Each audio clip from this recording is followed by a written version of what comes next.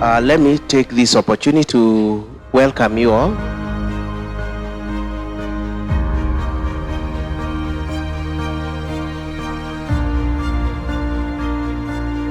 What could be way out, especially for most of the developing countries that are food dependent? What do we do with the food, global food crisis, among other things? Is it the policies that actually bring these particular challenges? Is it lack of commitment by governments? Or is it that our God is very unfavorable to us? If we do policy recommendations and share concepts, best practice examples, at the end that should help to increase food security for many, many people in the global south. When and how can Africa address the food crisis? What are the causes beyond the Ukraine-Russian conflict that many people have tended to blame for the crisis? We always talk about mobilizing resources to support the vulnerable and the poor in different parts of the country. I've listened to governors in this country speaking about what prevents them from increasing food production in their respective counties. Or can we say that it is actually the global dimensions, economic diplomacy, or is it that it's financial commitments that the governments do not have adequate resources to support any particular kind of intervention? You know, human beings have been eating food and producing food for, 50,000 years. There's more food poverty and malnutrition in Kiambu, just here, than there is in the whole of northern Kenya. So much of our maize is now coming from Uganda. Cheaper than the average farmer in Trans Nzoia or Kitale can produce it.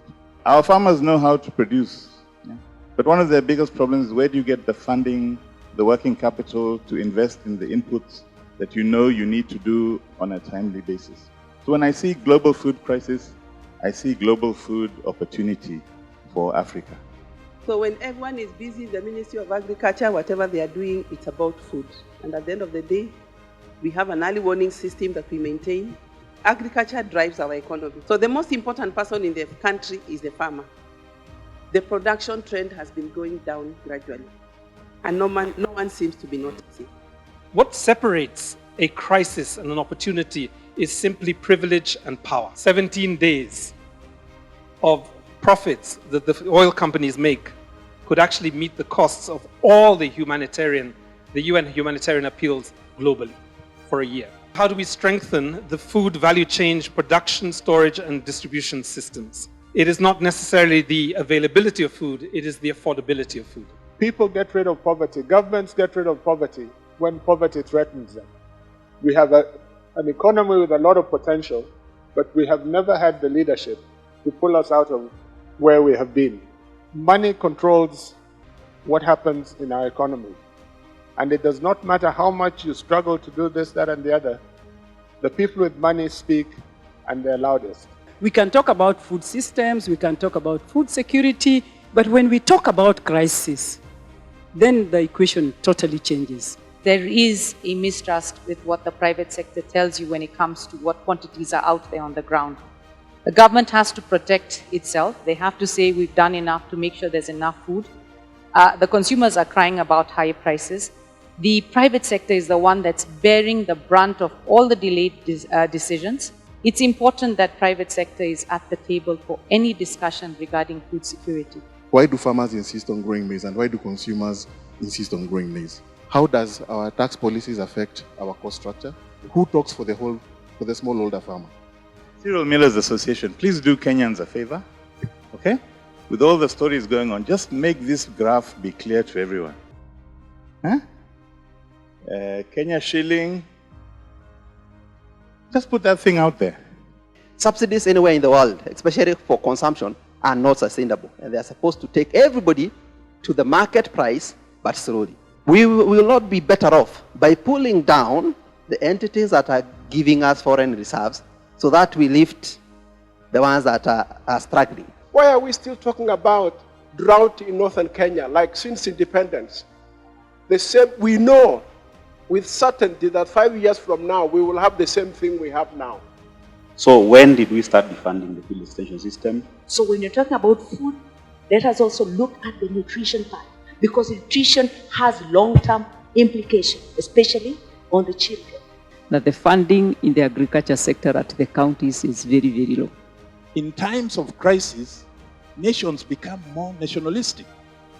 They will not sell to you until they satisfy themselves.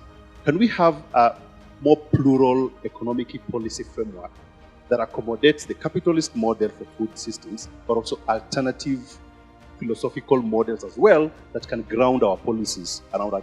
What we're trying to incorporate in this project is providing a package to the farmers. Also, we need to protect the farmers from the traders who are taking advantage of the time it is.